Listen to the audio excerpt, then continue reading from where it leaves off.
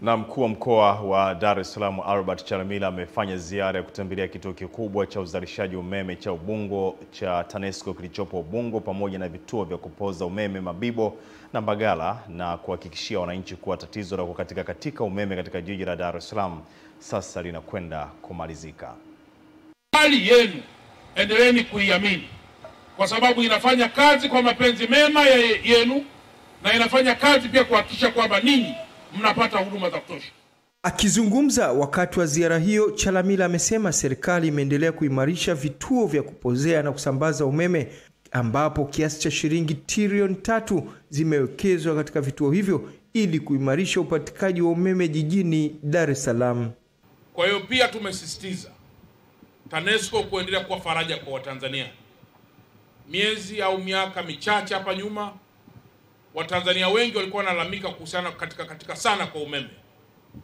Lakini leo nikienda kwenye mikutano ya hadhara, kila anayeniuliza swali haniulizi tena kuhusu TANESCO.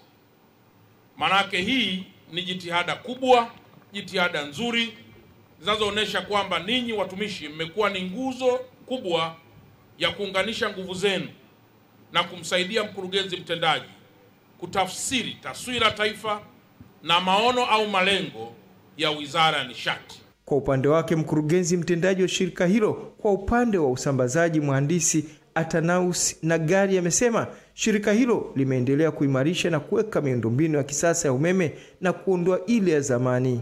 Hii yote kwa ujumla wake uwekezaji huu maana yake ni kwamba tumeongeza wigo wa kusambaza umeme kwa wananchi. Hii maana yake inakaribisha uwekezaji mkubwa zaidi kwenye sekta ya viwanda na sekta ya viwanda vidogo vidogo na vikubwa, na kwa wananchi pia kwenye kuhakikisha kwamba wanatumia umeme. Na hii inaondoa tatizo lile lililokuwepo la umeme katika kutokana na kuwa na miundombinu ambayo ni midogo. Kwa hiyo kitendo cha mradi huu kuwepo hapa, tunaamini maendeleo mengine yatakuja, ikiwemo uboreshaji wa miundombinu kama ya maji na barabara ili kuhudumia katika eneo hili.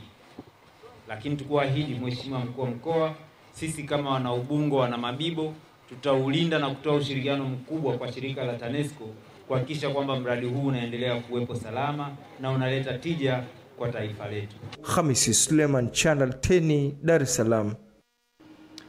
Na mtazamaji, taarifa hiyo inatuhitimishia na kufunga ukurasa wa habari za kimataifa. Na mtazamaji, karibu tufungue ukurasa mwingine kwa kupata utondoti wa habari za kimataifa. Tunaambiwa mamia ya wananchi wa Kenya leo wamemiminika katika uwanja wa ndege wa kimataifa wa Jomo Kenyatta